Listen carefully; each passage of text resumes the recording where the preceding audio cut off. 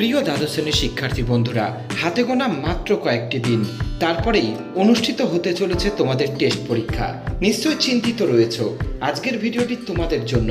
হাতে গোনা মাত্র কয়েকটি প্রশ্নকে যদি তুমি সঠিকভাবে অধ্যয়ন করতে পারো, টেস্ট পরীক্ষায় সমস্ত প্রশ্নই আজকের এই ভিডিও থেকে তুমি কমন পাবেই পাবে। তাই দেরি না করে চলো শুরু করছি আজকের এই ভিডিওটি।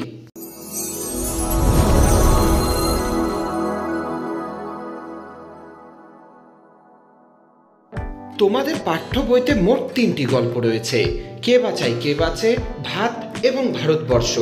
তবে এই 3টি গল্পের মধ্যে এবছর ভারতবর্ষ থেকে প্রশ্ন আসবেই আসবে।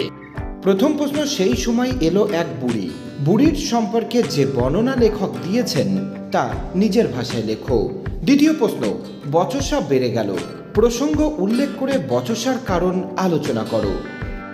তৃতীয় প্রশ্ন, বুড়ির শরীর উজ্জ্বল রোদে তপ্ত বালিতে চিত হয়ে পড়ে রইল, বুড়ির চেহারা ও পোশাকের পরিচয় দাও, তার তপ্ত বালিতে পড়ে থাকার কারণ কি? ভারতবর্ষ গল্পের সর্বশেষ প্রশ্ন, শেষ রোদের আলোয় সে দূরের দিকে ক্রমশ আবছা হয়ে গেল, কার কথা বলা হয়েছে? সে ক্রমশ আবছা হয়ে গেল কেন? দিন দিন কেমন যেন হয়ে যেতে লাগলো মৃত্যুঞ্জয় কেমন হয়ে যেতে লাগলো, তার এমন হয়ে যাওয়ার কারণ কি? প্রশ্নটি ঘুরিয়ে আসতে পারে, মৃত্যুঞ্জয়ের বাড়ির অবস্থা শোচনীয়, মৃত্যুঞ্জয়কে তার বাড়ির অবস্থা শোচনীয় কেন? শোচনীয় এই অবস্থার পরিচয় দাও। ওটা পাশবিক স্বার্থপরতা, কে কাকে কোন প্রসঙ্গে এই উক্তি করেছেন? ঊর্ধ্বিত অংশের তাৎপর্য লেখো। গল্পের সর্বশেষ প্রশ্নটি, এ অপরাধের প্রায়শ্চিত্ত কি? কে কোন অপরাধের প্রায়শ্চিত্তের কথা বলেছেন? বক্তা নিজেকে অপরাধী মনে করেছেন কেন? গল্প থেকে এই 7টি প্রশ্ন যদি তুমি সঠিকভাবে অধ্যয়ন করতে পারো, আমি তোমাদের বলছি প্রশ্ন তুমি তোমার পরীক্ষায় কমন পাবেই পাবে। এবছর যদি 3টি কবিতা সঠিকভাবে অধ্যয়ন করতে পারো, এখান থেকেই প্রশ্ন তুমি তোমার পরীক্ষায় কমন পেয়ে যাবে। এসেছে সে ভোরের আলোয় নেমে, সেই ভোরের বর্ণনা দাও। সে ভোরের আলোয় নেমে আসার পর কি কি ঘটলো তা লেখো। প্রশ্নটি আরও একটি লাইন তুলে আসতে পারে, শিকার কবিতায় ভোরের পরিবেশ যেভাবে চিত্রিত হয়েছে তা নিজের ভাষায় লেখো। সেই পরিবেশ কোন ঘটনায় করুণ হয়ে উঠল? আরও একটি লাইন তুলে প্রশ্নটি আসতে পারে, এই ভোরের জন্য অপেক্ষা করছিল, কে অপেক্ষা করছিল, তার পরিণতি কি হয়েছিল? দ্বিতীয় প্রশ্ন, আগুন জ্বলল আবার, কবিতায় আবার শব্দটির ব্যবহারের তাৎপর্য কি? আবার আগুন জ্বলল কেন? এই ঘটনা কিসের ইঙ্গিত দেয়? তৃতীয় প্রশ্ন, সে কখনো করে না বঞ্চনা, কে কখনো বঞ্চনা করে না? কবি কিভাবে এই উপলব্ধিতে পৌঁছেছেন? প্রশ্নটি গুরুত্বপূর্ণ। পরের প্রশ্নটি, মৃত্যুতে সকল দেনা শোধ করে দিতে, বক্তাকে মৃত্যুতে সকল দেনা বলতে কি বোঝানো হয়েছে? সে দেনা কিভাবে শোধ করতে চেয়েছিলেন কবি? রূপনারায়ণের কুলে জেগে উঠিলাম, কে জেগে উঠলেন? জেগে ওঠার আসল অর্থ কবিতাটির মধ্যে কিভাবে প্রকাশিত হয়েছে তা বুঝিয়ে দাও। চলে যাচ্ছি কবিতার সর্বশেষ প্রশ্নে, আমি তা পারি না, কবি কি পারেন না? যা পারি কেবল, কবি কি পারেন? প্রশ্নটি গুরুত্বপূর্ণ, প্রশ্নটি ঘুরিয়ে আসতে পারে। ক্রন্দনরতা জননীর পাশে কবিতায় কবি জননীকে ক্রন্দনরতা বলেছেন কেন? এই পরিস্থিতিতে কবি কি করা উচিত বলে মনে করেছেন?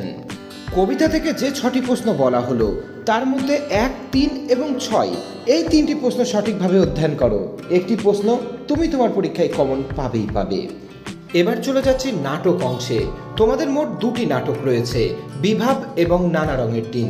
বিভাব থেকে যদি তুমি মাত্র 5টি প্রশ্ন পড়ো, নাটক থেকে প্রশ্ন কমন পাবেই পাবে। প্রথম প্রশ্ন, আমাদের মনে হয় এর নাম দেওয়া উচিত অভাব নাটক।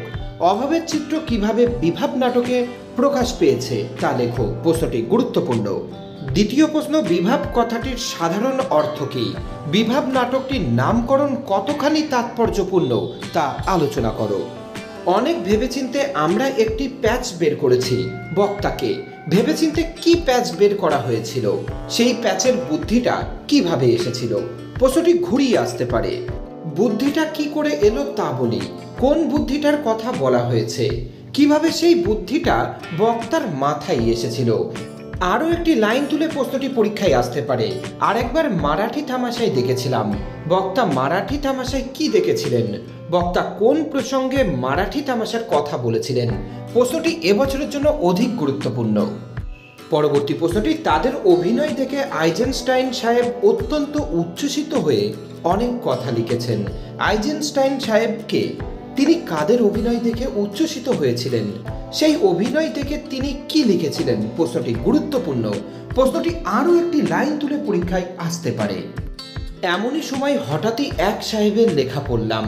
এমনই সময় বলতে কোন পরিস্থিতির কথা বলা হয়েছে? সাহেবের নাম কি? তিনি কি লিখেছিলেন? চলে যাচ্ছি নাটকের সর্বশেষ প্রশ্নে। জীবন কোথায়? কে কাকে বলেছেন? বক্তা জীবনকে কোথায় খুঁজে পাওয়া যাবে বলে মনে করেছেন? বিভাগ থেকে যে 5টি প্রশ্ন বলা হলো তার মধ্যে 1, 3, 4 এই 3টি প্রশ্ন চূড়ান্ত গুরুত্বপূর্ণ। এবার চলে যাচ্ছি ভারতীয় গল্প অলৌকিকে। মাত্র 2টি প্রশ্ন অলৌকিক থেকে তোমাদের তৈরি করতে হবে। প্রথম প্রশ্ন, গল্পটা আমাদের স্কুলে শোনানো হলো, গল্পটা কি? স্কুলে গল্পটা শুনে লেখকের কি প্রতিক্রিয়া হয়েছিল? প্রশ্নটি গুরুত্বপূর্ণ।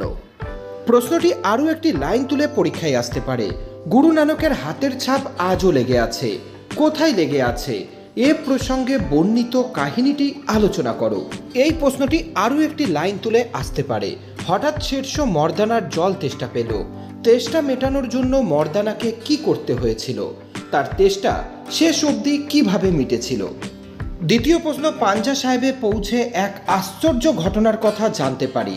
আশ্চর্য ঘটনাটির বিবরণ দাও। প্রশ্নটি গুরুত্বপূর্ণ। এই প্রশ্নটিও অনেক রকম লাইন তুলে আসতে পারে, যেমন চোখের জলটা তাদের জন্য। বক্তা কাদের জন্য, কেন চোখের জল উৎসর্গ করেছিলেন?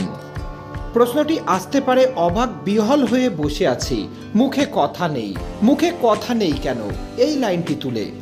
এছাড়াও প্রশ্নটি ঠিক হলো ট্রেন থামানো হবে। কোন ট্রেনের কথা বলা হয়েছে? সেটি কিভাবে থামানো হয়েছিল? এই লাইনটি তুলেও কিন্তু আসতে পারে। এছাড়াও বিশ্বাস করো বানানো গল্প নয়, কোন রচনার অংশ? লেখক যে কাহিনী সম্বন্ধে কথা বলেছেন সেটি সংক্ষেপে লেখো। এতগুলো প্রশ্নের লাইন তুলে কিন্তু প্রশ্নটি পরীক্ষায় আসতে পারে। আমার বাংলা থেকে মাত্র 5টি প্রশ্ন সঠিকভাবে অধ্যয়ন করো, প্রশ্ন পরীক্ষায় কমন পাবেই পাবে। প্রথম প্রশ্ন, নতুন ছাতি মাথায় দিয়ে মহাফুর্তিতে বাড়ির দিকে সে চলল। কার কথা বলা হয়েছে? সে নতুন ছাতি কিভাবে পেল? দ্বিতীয় প্রশ্ন, অমনি মনের মধ্যে গুনগুনিয়ে উঠল মার কাছে শেখা গান। মার কাছে শেখা গানটি কি? কোন প্রসঙ্গে এই উক্তি করেছেন লেখক? জেলখানাটা পাহাড়ের 3 তলার সমান একটা হাঁটুর ওপর। কোন জেলখানা? সেখানে সাধারণ কয়েদিদের ওপর কি রকম অত্যাচার করা হতো? পরবর্তী প্রশ্নটি, এত ফসল, এত প্রাচুর্য, তবুও কিন্তু মানুষগুলোর দিকে তাকালে মনে হয় জীবনে তাদের শান্তি নেই। মানুষগুলোর জীবনযাত্রার পরিচয় দাও। তাদের জীবনে শান্তি নেই কেন? আমার বাংলার সর্বশেষ প্রশ্ন, বিশ্বাস করো বানানো গল্প নয়, কোন রচনার অংশ? লেখক যে কাহিনী সম্বন্ধে কথা বলেছেন সেটি সংক্ষেপে লেখো। প্রশ্নগুলিকে চটপট তৈরি করো, সাফল্য তুমি পাবেই পাবে। চলো এবার দেখে নি ভাষা থেকে কোন কোন প্রশ্ন এবছরের জন্য চূড়ান্ত গুরুত্বপূর্ণ। প্রথম প্রশ্ন, অবিভাজ্য ধ্বনি কাকে বলে? 2টি অবিভাজ্য ধ্বনির পরিচয় দাও। প্রশ্নটি গুরুত্বপূর্ণ। দ্বিতীয় প্রশ্ন, শব্দার্থের উপাদানমূলক তত্ত্বটি উদাহরণ সহ ব্যাখ্যা করো। তোমাদের বেশিরভাগ স্কুলেই 1 এবং 2 এই দুটির মধ্যে একটি প্রশ্নই ভাষা থেকে পরীক্ষায় আসবে। ফলিত ভাষাবিজ্ঞানের বিভিন্ন শাখাগুলির উল্লেখ করে যে কোনো একটি শাখার উল্লেখ করো। চতুর্থ প্রশ্ন, উদাহরণ সহ ধ্বনিমূল ও সহধ্বনির সম্পর্ক বুঝিয়ে দাও। এই দুটি প্রশ্নও কিন্তু চূড়ান্ত গুরুত্বপূর্ণ। চলে যাচ্ছি ভাষার সর্বশেষ প্রশ্নে, বিভাজ্য ধ্বনি কাকে বলে? 2টি বিভাজ্য ধ্বনির পরিচয় দাও।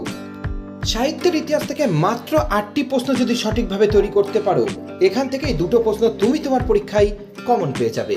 প্রথম প্রশ্ন, বাংলা চলচ্চিত্রের ধারায় পরিচালক ঋত্বিক ঘটকের অবদান আলোচনা করো। দ্বিতীয় প্রশ্ন, বাংলা চিত্রকলা চর্চায় শিল্পাচার্য নন্দলাল বসুর অবদান আলোচনা করো। পরবর্তী প্রশ্নটি, বাংলা চলচ্চিত্রের ধারায় পরিচালক মৃণাল সেনের অবদান আলোচনা করো।